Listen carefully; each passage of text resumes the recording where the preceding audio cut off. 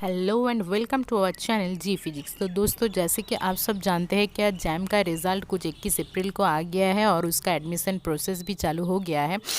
21 मार्च को जैम का रिज़ल्ट आया है और उसका एडमिशन प्रोसेस चालू हो गया है। एडमिशन का डेट है 11 मार्च से लेकर 11 अप्रैल से लेकर 25 अप्रैल। ओके।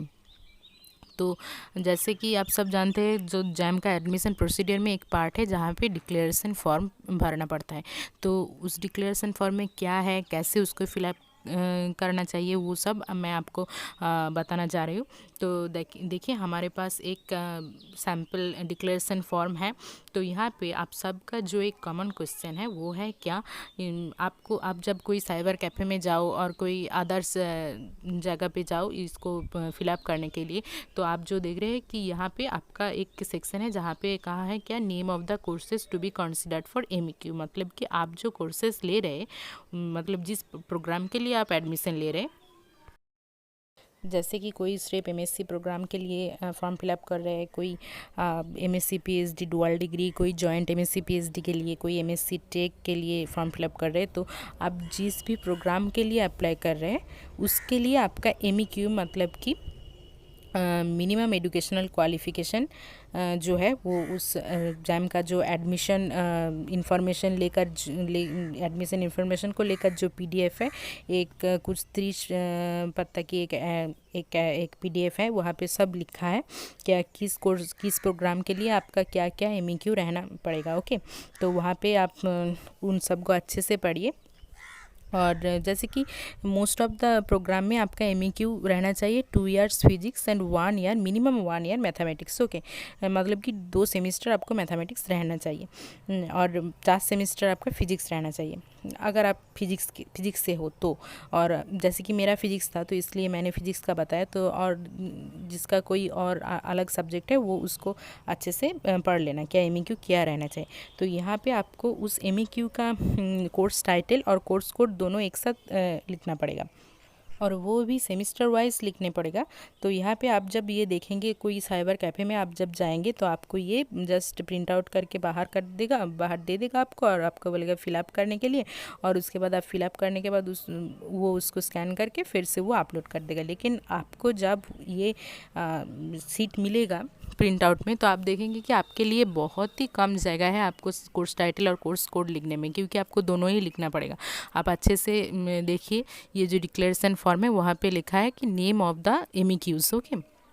और उसके बाद ब्रैकेट में लिखा है क्या, विथ कोर्स कोड। तो कोर्स कोड भी लिखना पड़ेगा और कोर्स टाइटल भी लिखना पड़ेगा। जैसे कि हमारा फिजिक्स में फर्स्ट सेमेस्टर में एक पेपर था मैथमेटिकल फिजिक्स 1, तो इसका कोई शॉर्ट फॉर्म आप मत लिखिए। ओके। आपका मार्कशीट में जो लिखा है, मार्कशीट बाहर कीजिए, जो लिखा है वही लिखना। तो आप देखिए, मैं यहाँ पे आपको लिख कर दिखाती हूँ। जैसे कि आप जब यहाँ पे मैथमेटिकल फ़िज़िक्स लिखेंगे तो मैथमेटिकल फ़िज़िक्स 1 लिखने के बाद आपके पास कोई जगह ही और नहीं रहा, और यहाँ पे मेरे को और भी 2 सब्जेक्ट यहाँ पे देना पड़ेगा।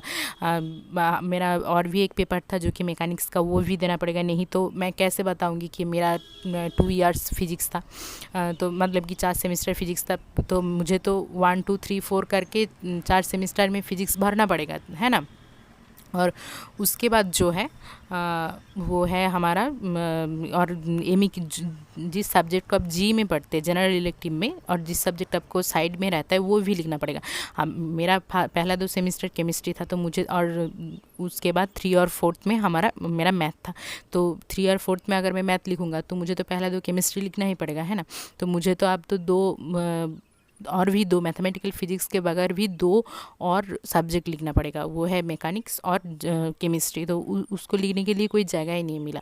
तो अब अगर आप सोचेंगे क्या, बहुत आप जाएंगे क्या बहुत छोटे छोटे करके लिखने के ट्राई करेंगे, और और वहाँ पे क्या होगा, आप जितना भी चाहे छोटे छोटे करके लिखे, एक तो आपका प्रॉब्लम होगा कि वो आप जो लिखेंगे वो एकदम क्लियर नहीं होगा। एक के ऊपर एक लेटर आ जाएगा, एक के ऊपर एक वर्ड आ जाएगा। ऐसे बिल्कुल भी मत कीजिए, आपके लिए और भी इजी वे है, और वही मैं अब आपको बताने वाली हूँ। तो आपको जो करना पड़ेगा, आप अगर कोई साइबर कैफ़े में गया है फॉर्म फिलअप डिक्लेरेशन फॉर्म को फिलअप करने के लिए, तो आप वहाँ पे जो है उसको बताइए क्या मुझे प्रिंट आउट मत दीजिए, मुझे इस फॉर्म को कंप्यूटर में ही एडिट कर दीजिए। वहाँ पे आप जब भी इस फॉर्म को कंप्यूटर में खोलेंगे, और अगर आप घर में भी कर रहे हैं अपना लैपटॉप में, तो वहाँ पे जब भी इस फॉर्म को ओपन करेंगे आपके पास एक एडिट ऑप्शन आएगा, वहाँ पे जाइए और आपको वहाँ पे जितना चाहिए उतना ही स्पेस मिल जाएगा, और आप अपनी मर्ज़ी से जितना चाहिए उतना स्पेस लेकर अपना सारे सब्जेक्ट को अच्छे से ध्यान से लिखिए। ओके, तो मैं आपको अब दिखाऊंगा मेरा फिलअप करने के बाद मेरा फॉर्म देखने में कैसे लग रहा है, और आप उसको देखकर समझ जाएगा क्या आपको कितना स्पेस मिलेगा, और और आप श्योर भी हो जाएगा कि आपका सारे सब्जेक्ट को आप बहुत अच्छे से वहाँ पे लिख पाएंगे। तो अब मैं आपको एक सैम्पल डिक्लेरेशन फॉर्म दिखाने वाली हूँ। तो यहाँ पे देखिए, यहाँ पर सब कुछ क्लियर है, एकदम क्लियर करके आपका पूरा 4th सेमेस्टर का सारे के सारे सब्जेक्ट, उसका कोर्स कोड, उसका कोर्स टाइटल, सब कुछ अच्छे से लिखा है। ओके, तो आप भी ऐसे लिख सकते हैं। आप जस्ट एडिट ऑप्शन में जाइए।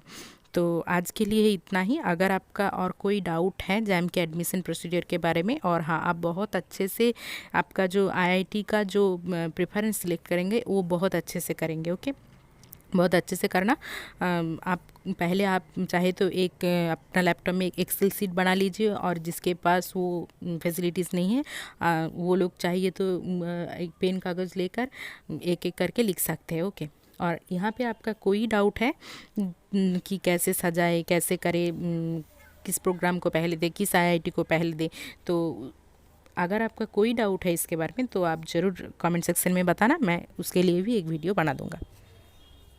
तो आज के लिए इतना ही। अगर इस वीडियो से आपका कोई भी बेनिफिट हुआ तो प्लीज़ एक लाइक कर देना और सब्सक्राइब कर देना और बेल आइकन को प्रेस कर देना, क्योंकि यहाँ इस चैनल पर और भी आगे जितने भी वीडियो आए वो सब आपके पास, उसका नोटिफिकेशन आपके पास सबसे पहले पहुँच जाए।